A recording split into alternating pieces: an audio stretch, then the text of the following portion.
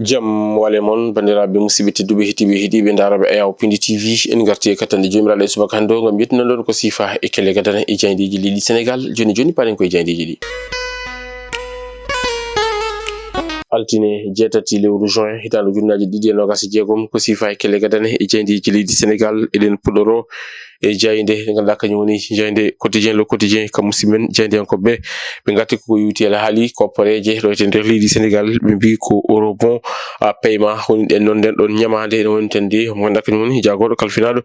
ko yuti e faggudu kam e boñmo leydi Sénégal yaltinanni junggo e jiifa yaltini on ɗon carnet mo chéquier gam yobde nden ɗon ñamade ko ene tolni e 58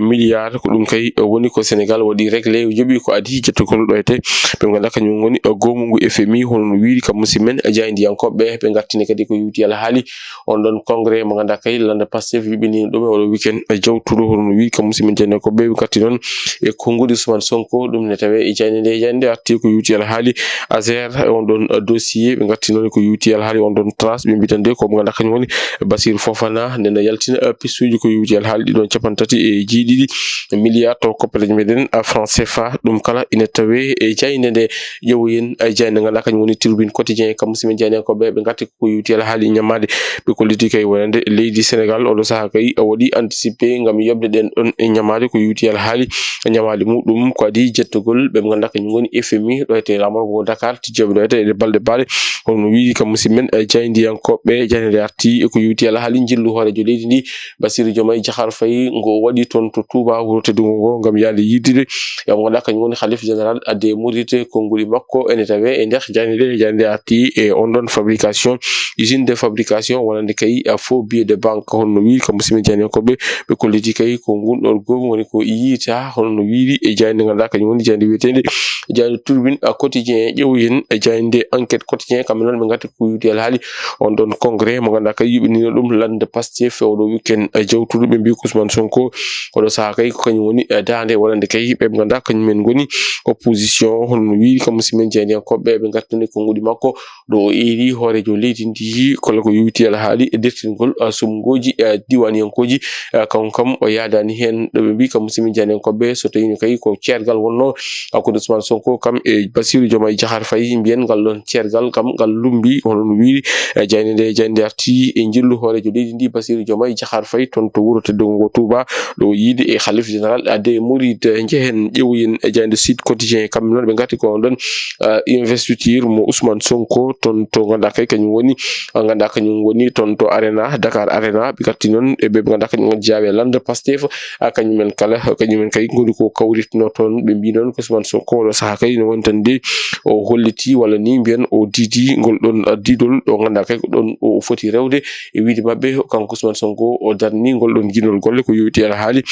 ɗo o foti rewde ko yuti haali kan ɗon lande ganduɗa kay kañum woni lande Pastef ganduɗa kay addartinimo e dow gardingu o kan ɗon lande hono no wiiri e jayde Walf Quotidien kañum arti ko e konngudi makko kanko Ousmane Sonko o wi ko complot kam e rapport élection ko ɗum woni koɓe mbaɗi e gardidi natal mabɓe mbi ɗum koye ne jeeya e kulhuli mo ganduɗa kay kañum woni Ousmane Sonko ɗi jogui hono no wiiri kam musidmen e jaydiyankoɓe garti noon e konngudi o mo ganduɗa kañum woni jaydiyanko mo ganduɗa kañum woni Ibrahima Anne kañum nenne chronique muɗum holliti kay wonande le seul opposant de Pastef ko ɓe ganduɗa kañum goni Pastef naɓe hono no wiiri kam musidmen e jaydiyankoɓe ganduɗa kay kamɓe goni e jayde wiyetede jayde Walf Quotidien kono noon jayde arti e Kalidou Koulibaly joguiɗo yidde woni kay ko famɗi foof yo Sénégal yetto ganduɗa kay kañum woni quart de finale ɗum ene jeeya objectif uji makko hono no wiiri jayde ƴeewoyen jayde Les Échos kam musidmen jaydiyankoɓe ɓe garti ko yuti haali ko ngudi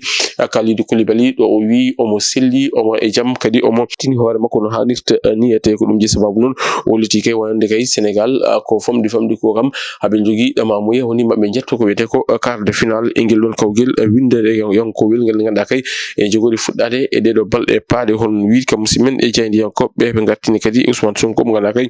cuptaɗo e dow gartingu lande Pastef ɓe mbi ko Sonko oɗo saaha kay o yejjiti Diomaye ko noon kadi o waɗi cappinali bagginali fewde Ousmane ɗo fewde mo ganduɗa kañum woni Bassirou Diomaye Diakhar Faye ngam jertindema kala ko yuti haali e dirtingol sumgoji ɗo e nder leydi Sénégal hono no wiiri jayinde nde ƴewoyen jayinde li quotidien kamɓe noon ɓe garti ko yuti ala haali jillu hoorejo leydi ndi Bassirou Diomaye Diakhar Faye toon to Touba ko ngodi ko gardiɗo o lawol Mauritanie woni Serigne Mountakha Mbacké mo ganduɗa kay kañum woni khalife général des Mourides ɗo wi hoorejo leydi ndi so tawi kay aɗa rewi ganduɗa kay kañum woni waaju jaam kam e wasiya jaam a meɗata jippade bolol koddata tan ko e dow ngol ɗon bolol hono wi ko musidmen jeyandiyankoɓe ɓe gartini kadi e Sonko mo ganduɗa kay waɗi prévenir o mo ganduɗa kañum woni hoorejo leydi ndi Bassirou Diomaye Diakhar Faye woni tan o ijirtini hoorejo leydi ndi kala ko yewti ala haali dettingol sumgoji ɗo e nder leydi ndi ha tenki mun ganduɗa kay ko o wi complot ɗum kala ene tawe e jayinde ndeyete ƴewoyen e jayinde ganduɗa kay kañum woni jayinde L'As quotidien ko hen ɓe garti natal Ousmane Sonko ɓe mbi ko grosse mobilisation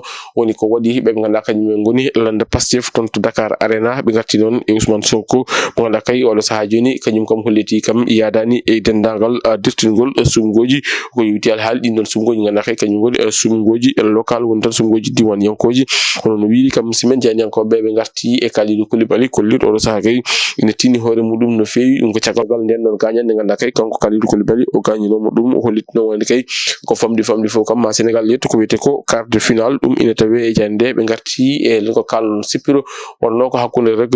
mo ganduɗa kañum woni biyeteɗo Boy Niang ɓe kolti noon ko Reug kay woni ko fomni Boy Niang fiɗum e leydi hono no wi ko musidmen jeyandiyankoɓe e jande Rewmi quotidien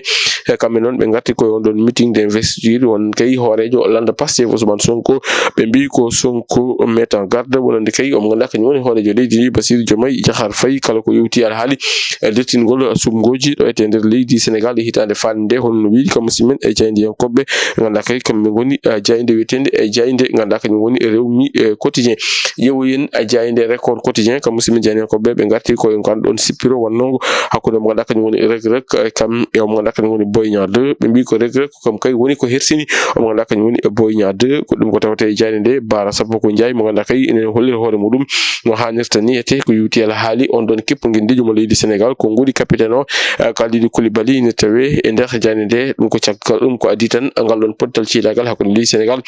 kam e leydi Arabie Saoudite yidde makko noon ko leydi Sénégal yaha ha yetto quart de finale ko yewti ala haali e ngel ɗon kawguel windere yanko welle ɓe ganduɗa kañum ngoni Sonacos ko kañum kay woni ko fooli jambar ɗum ko yewti ala haali coupe de la ligue ɗo e nder leydi Sénégal ɓe ganduɗa kañum ngoni Sonacos ko kam kay ƴettindiɗ ɗon coupé ɗum ko caggal nde ɓe pooli ɓe ganduɗa kañum jambar ko wiyete ko faw petta woni tan tiro bi bandiraɓe musidɓe tedduɓe hettiɓe heeɗiɓe daraɓe a yaw Pindi TV gasi ha laaɓi ceerre ko ɗum woni komin kemno rubinodade ko sifa e kelle gadana e jandiyeji leydi Sénégal adi meɗen e rubindo jandiyeji wonata ko janggo soko weli gueno ɗo e nden min mbi on jokke ɗoftade kam e rewidade programme uji ɗi Pindi TV woto jidde wadde abonné commenté kam e partagé Allah jarama on jaɗama.